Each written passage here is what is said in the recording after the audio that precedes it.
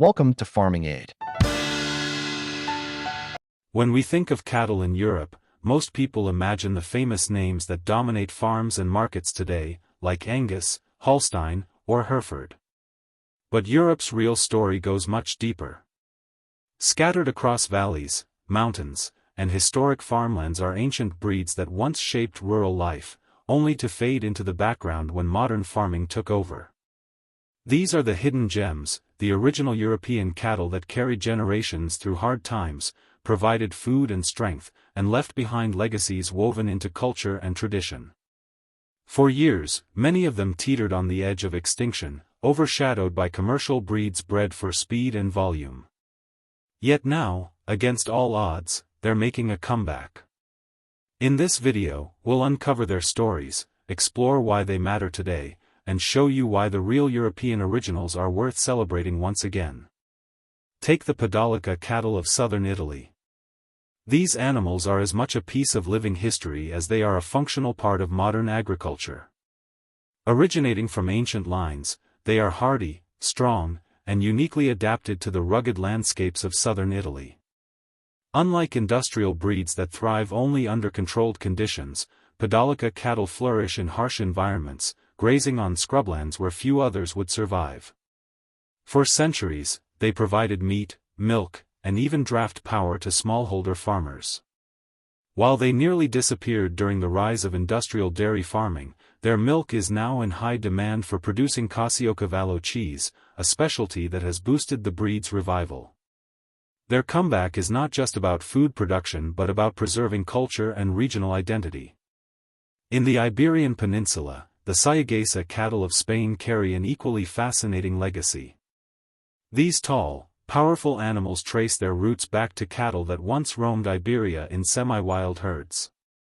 Historically used as draft animals, their strength made them indispensable before tractors ever existed. But as mechanization took over, their population fell sharply. Today, Sayaguesa cattle are making a surprising comeback, not as beasts of burden but as part of ecological rewilding projects.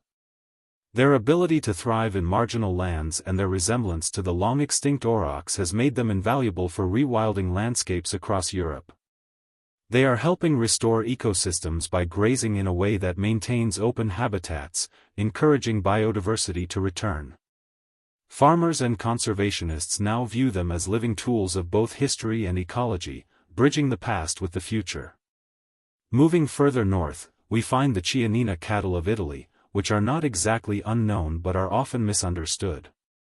Famous for being one of the oldest and largest cattle breeds in the world, Chianina cattle once played a central role in Italian agriculture. They were the iconic white giants pulling plows and carts across Tuscany's rolling fields. With the advent of mechanization, their draft role vanished, and their population dwindled. But rather than fading into obscurity, Chianina cattle found a second life in beef production. They are now celebrated for producing the famous bistecca alla Fiorentina, a Tuscan steak prized for its flavor and tenderness. The revival of Chianina is tied not only to gastronomy but also to cultural pride. Italians see these animals as a symbol of heritage, strength, and regional authenticity, making them a shining example of how a traditional breed can adapt to modern demand. In the mountains of Portugal, the Maronesa cattle are reclaiming their place in the spotlight. Once dismissed as too rustic compared to high-yielding commercial breeds, these dark-coated cattle are proving their worth again. They are extremely resilient, able to survive in mountainous regions with limited resources. For local farmers, Maronesa cattle represent independence, since they reduce reliance on expensive feed and intensive systems.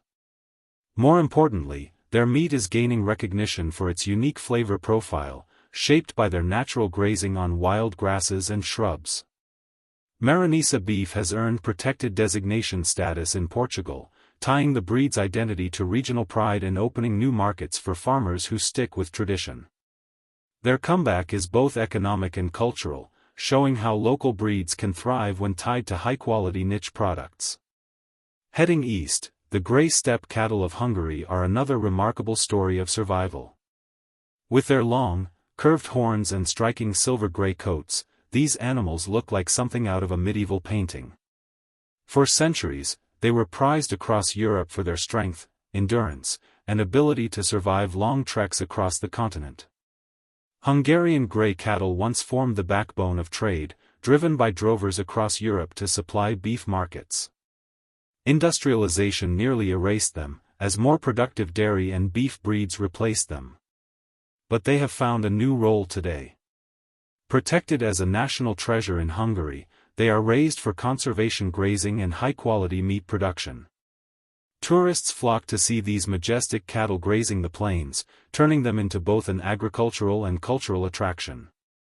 Their resurgence highlights how a breed can adapt by offering more than just food, but also heritage tourism and ecosystem services. France, with its rich agricultural tradition, is home to countless cattle breeds, but few are as historically significant as the Aubrac cattle of southern France.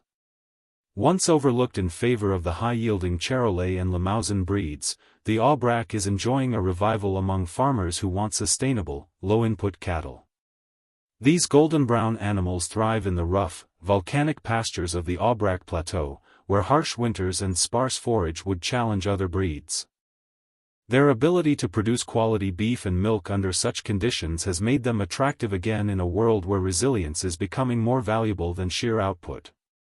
Consumers are also increasingly drawn to their story, as Aubrac beef is marketed as not just a product but a connection to traditional French farming. Their comeback is a reminder that sustainability often lies in breeds that evolved naturally with their environments. Traveling to the British Isles, the White Park cattle stand out as one of the most visually striking heritage breeds. With their white coats, black points, and wide horns, they look like living relics from ancient Britain. In fact, their lineage is thought to stretch back more than 1,000 years, making them one of the oldest recognizable cattle breeds in Europe.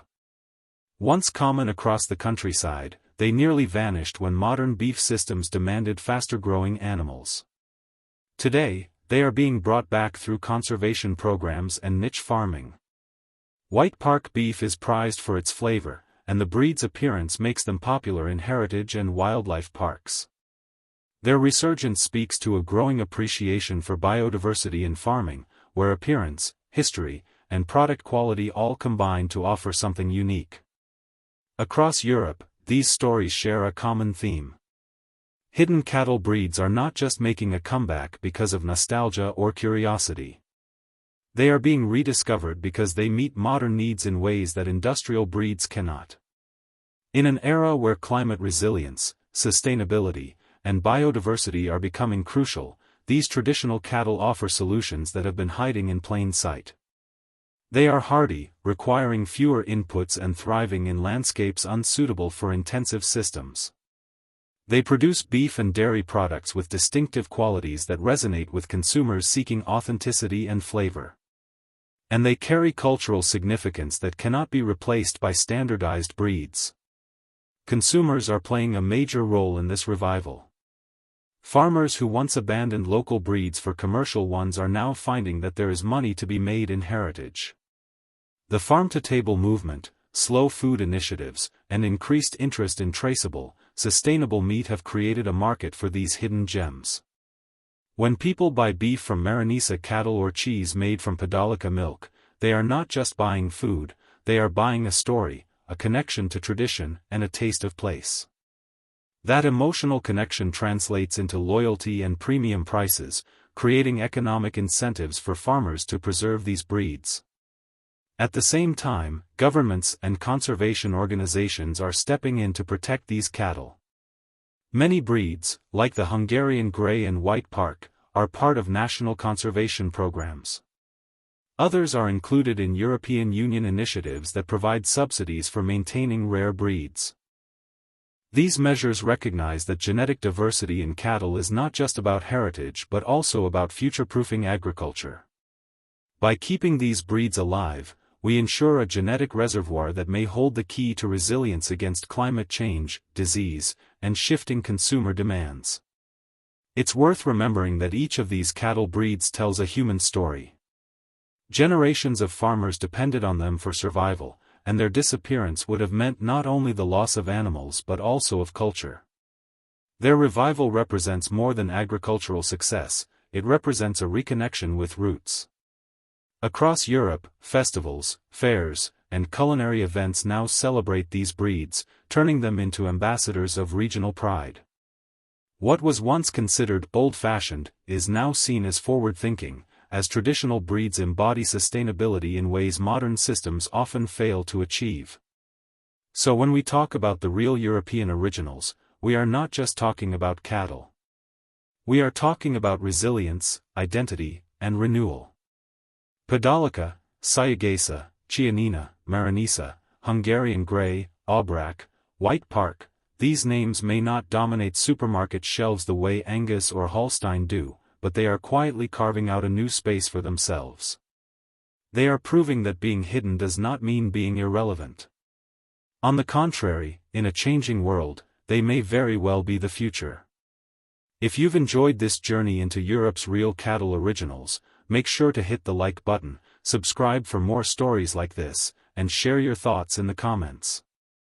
Which of these breeds stood out to you the most, and would you like to see them in action one day?